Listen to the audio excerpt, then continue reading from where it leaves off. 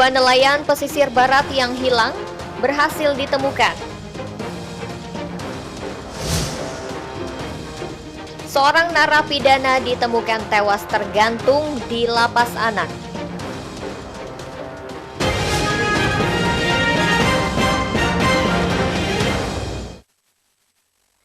Tapi pun, selamat pagi pemirsa iNews di Bandar Lampung dan sekitarnya. Selama 30 menit ke depan kami akan menemani pagi Anda dengan berbagai liputan dari berbagai daerah di Lampung. Semuanya kami rangkum dalam iNews Lampung. Dua nelayan asal pesisir barat yang dilaporkan hilang akhirnya berhasil ditemukan. Keduanya hilang karena dihadang badai di tengah lautan. Pemirsa, bersama saya Ferlisi Andini, inilah iNews Lampung selengkapnya.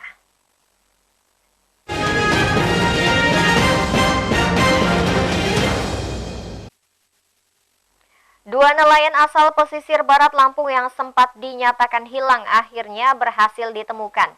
Keduanya ditemukan oleh awak kapal barang yang melintasi perairan Walur.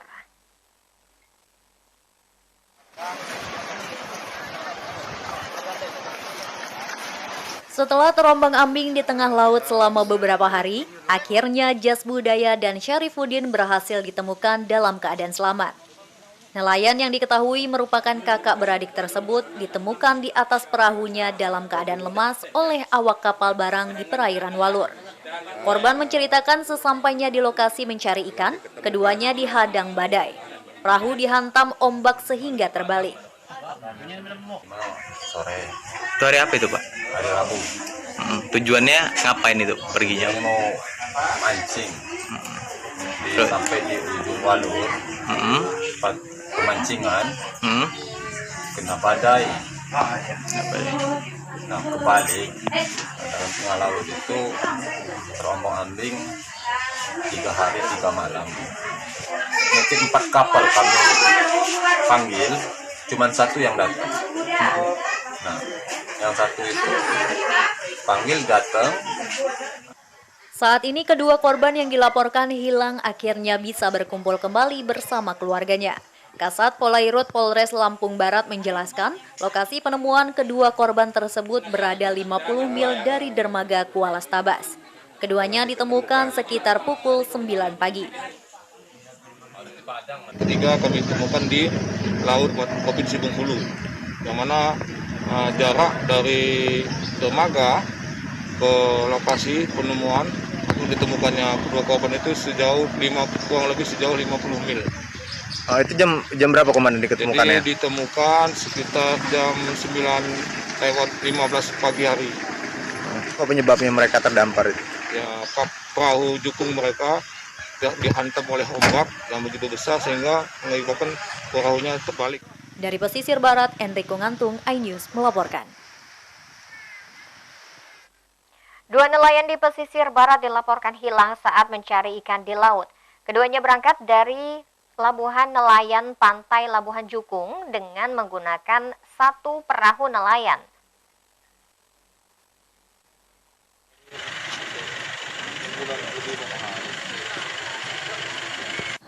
Hingga saat ini Jas Budaya dan Syahruddin belum ditemukan.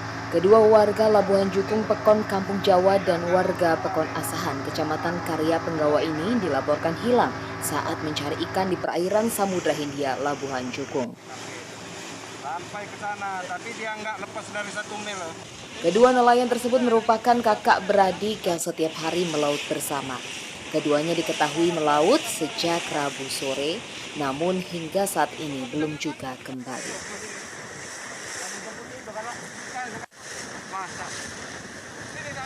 Istri Jas Budaya Asniah mengatakan jika suami dan adiknya berpamitan melaut mencari ikan.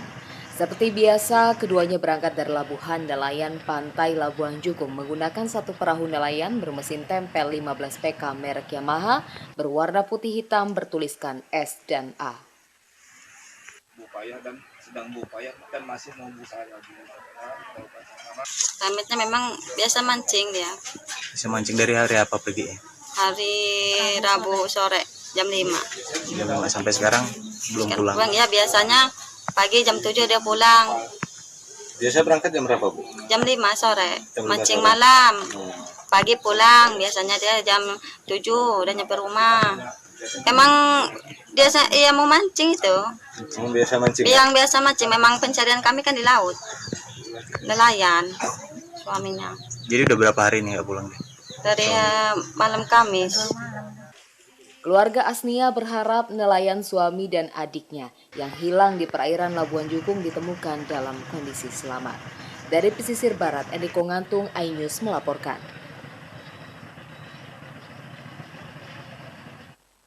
Beralih ke liputan lain, ketiga calon wakil Bupati Lampung Selatan sepakat mendukung terbentuknya daerah otonomi baru di kabupaten tersebut. Daerah otonomi baru di Lampung Selatan yaitu Natar, Tanjung Sari, Jati Agung, dan Merbau Mataram. Nomor 5 dan nomor 6. Saat debat berlangsung, 3 calon wakil Bupati Lampung Selatan turut mendukung pemekaran daerah otonomi baru di wilayah Lampung Selatan. Meski Natar sebagai daerah terluas dan berkontribusi terbesar dalam pendapatan anggaran daerah, ketiganya mendukung pemekaran 5 kecamatan menjadi kabupaten baru. Selatan yang kita ketahui sekarang 2,1 triliun dan PAD 268 miliar. Dan itu juga kita tahu DOB sangat dibutuhkan, salah satunya dari Kecamatan Natar, Jati Agung, Tanjung Bintang. Bagaimana sikap saya, terutama Bapak Bupati kami, Pak Nanang, sudah dilakukan dari sebelum ini terbentuk. Karena apa? Kami setelah adanya COVID, kami sudah menindaklanjuti dan sudah membuat menurut otorium juga, dan sudah dilaksanakan dengan Pak Nanang sebelum Pak Nanang cuti, dan sudah dibuat panitia DOB baik untuk Kabupaten Natar Agung. Mereka setuju untuk pemekaran wilayah Natar dan sekitarnya atau daerah DUB. Tentu ini harus direspon oleh kami di pemerintah Kabupaten Lampung Selatan sesuai dengan perundang-undangan dan ketentuan dan kewenangan yang berlaku tentu saja. Melihat respon ini tentu kami akan setuju dan akan kami respon sesuai dengan kewenangan kami. Permintaan dari masyarakat di 5 kecamatan tersebut untuk menjadi kecamatan, untuk menjadi daerah atau menjadi kabupaten, menjadi kabupaten Natar Agung. HIPMI sangat mendukung program dan sangat mendukung sekali permintaan dari masyarakat tersebut, dan kami akan mengupayakan bagaimana Natar Agung dapat terwujud. Pada segmen terakhir, masing-masing calon wakil bupati menjawab pertanyaan cepat dari moderator debat. Pertanyaan yang diberikan beragam dan masing-masing calon hanya diberikan waktu singkat untuk menjawab. Dari Lampung Selatan, Heri Fulistiawan, iNews melaporkan. KPU Lampung Selatan menggelar debat publik calon wakil Bupati Lampung Selatan. Debat digelar dengan menerapkan protokol kesehatan termasuk membatasi jumlah penonton dan undangan.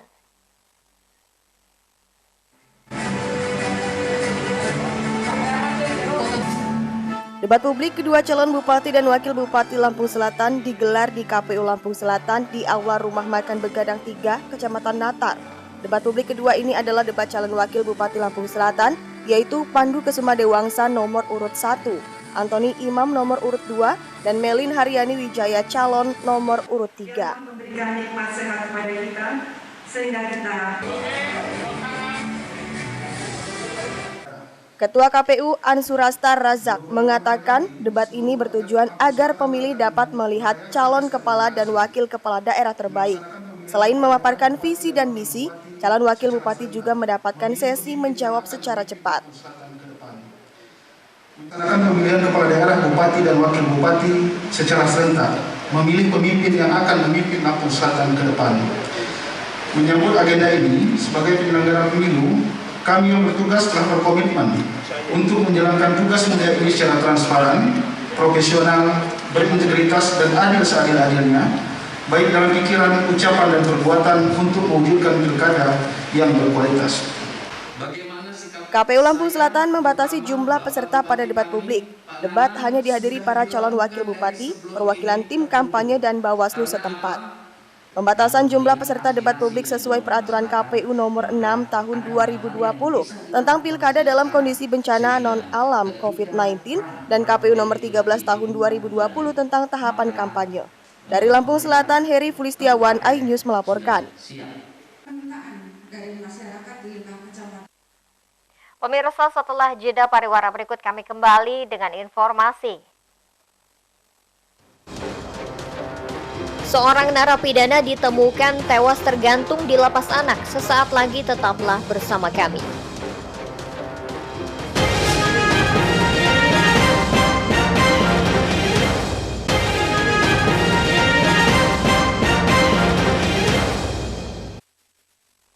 Pemirsa, Anda masih menyaksikan iNews Lampung. Seorang remaja terpidana kasus narkoba DS ditemukan tewas tergantung di kamar mandi Lembaga Pemasyarakatan Khusus Anak Bandar Lampung. Jenazah korban dibawa ke Rumah Sakit Bayangkara Polda Lampung untuk dilakukan visum.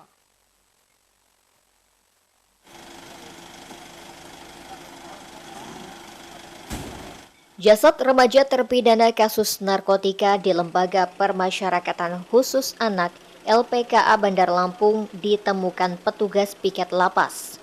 Remaja 16 tahun ini ditemukan tergantung. Jasad langsung dibawa ke Rumah Sakit Bayangkara Lampung. Keluarga DS berdatangan untuk mengambil jenazah korban. Keluarga memakamkan DS di kampung halamannya di Kecamatan Gunung Terang, Tulang Bawang Barat. Purniati, kakak DS, mengaku mendapatkan kabar bahwa adiknya meninggal dunia di dalam sel tahanan. Keluarga ikhlas menerima kabar ini. DS akan segera dimakamkan di kampung halaman usai petugas melakukan visum di Rumah Sakit Bayangkara Polda Lampung.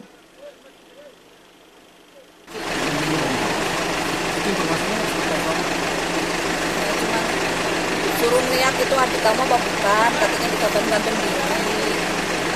Adik apa bukan, ya nanti tak liatin. Nyampe sini ya, ternyata adik ini. Karena kali itu bisa. Enggak. Dikabarin siapa, Mbak? Dikabarin ibu. Ibu dari? Aku terakhir ketemu lebaran kemarin. Iya. Ibu dapat kabar dari Bandar Lampung, Andres Afandi, iNews melaporkan. Ibu dapat kabar. Kejari Tanggamus menggelar rapat koordinasi dan pembentukan tim pengawasan aliran kepercayaan dan aliran keagamaan dalam masyarakat. Tim bertugas mencegah masuknya paham radikalisme dan potensi konflik di kabupaten tersebut.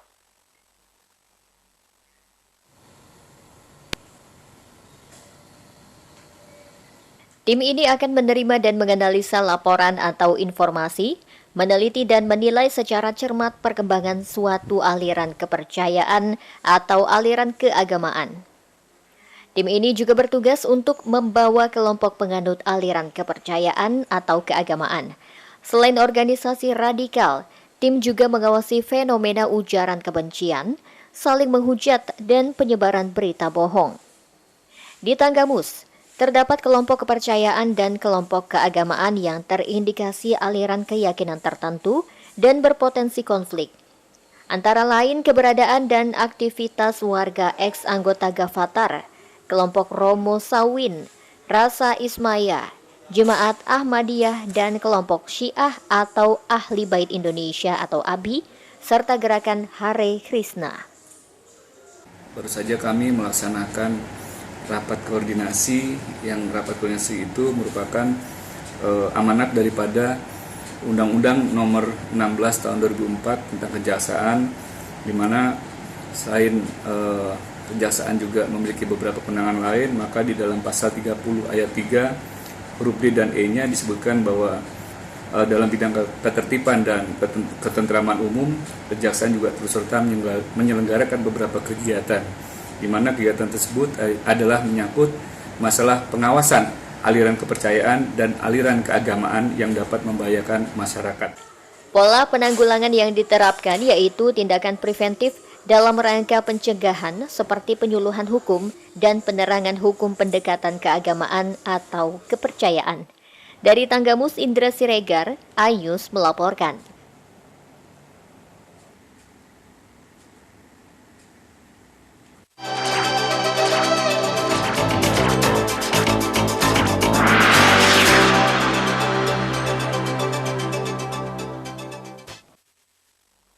Peraturan daerah tentang anggaran pendapatan belanja daerah tahun 2021 Lampung Utara disepakati.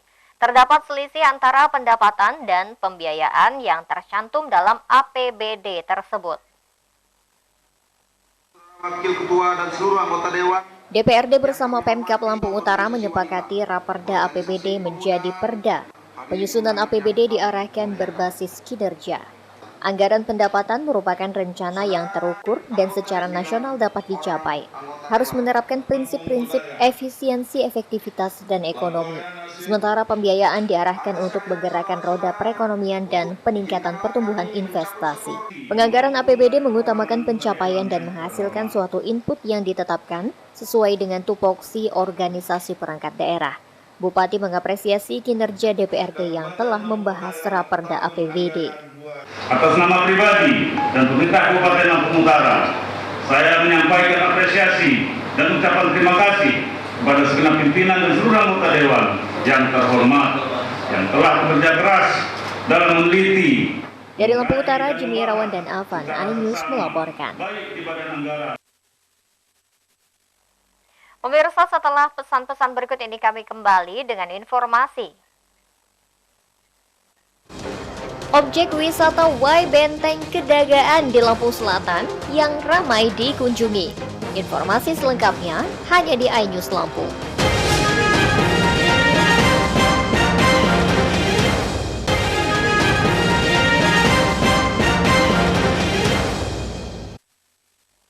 Pemirsa, terima kasih Anda masih bersama kami.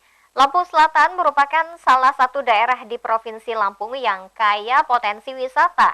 Yang terbaru dan menjadi perbincangan hangat adalah destinasi wisata air Y Benteng Kedagaan. Anda penasaran? Berikut liputannya.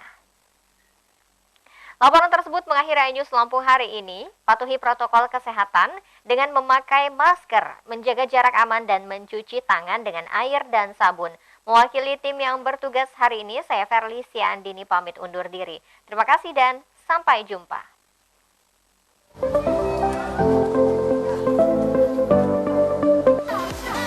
Objek wisata kolam renang Y Benteng Kedagaan terkenal sebagai wisata kolam renang yang airnya murni dari sumber mata air langsung dari gunung. Pengunjung dapat merasakan berendam di kolam dengan air yang dingin dan segar. Ditambah sejuknya udara pegunungan, pasti sangat menyegarkan.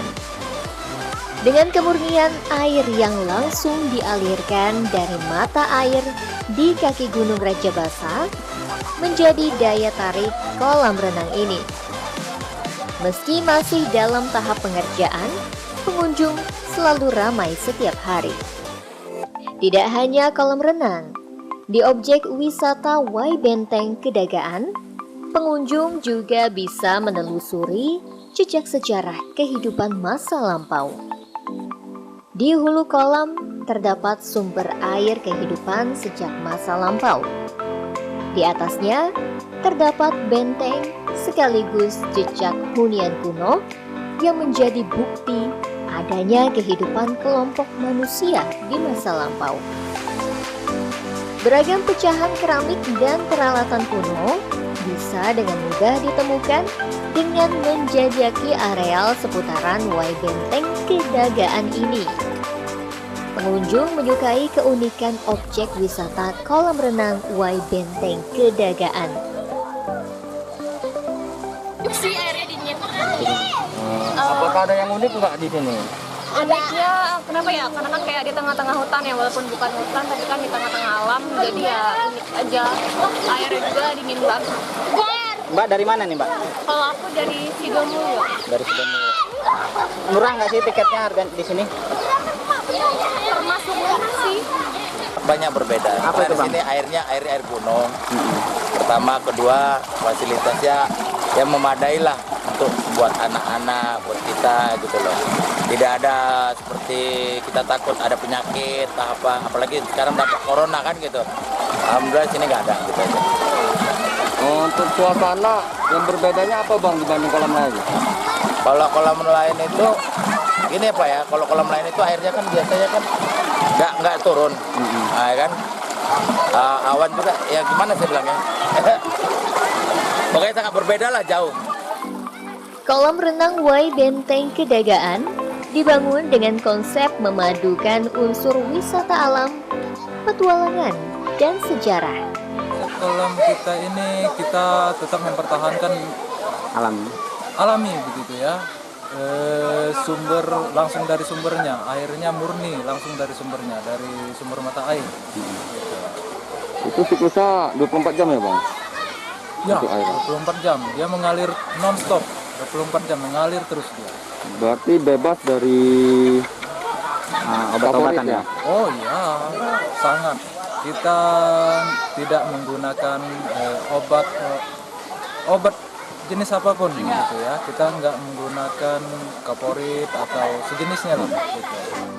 Destinasi ini juga mendukung program pemerintah bidang pariwisata dan pelestarian alam karena menggunakan air pegunungan Raja Basah. Bagi Anda yang penasaran, objek wisata ini berada di Desa Padan, Kecamatan Penengahan. Dari Lampung Selatan, Heri Fulistiawan, iNews melaporkan.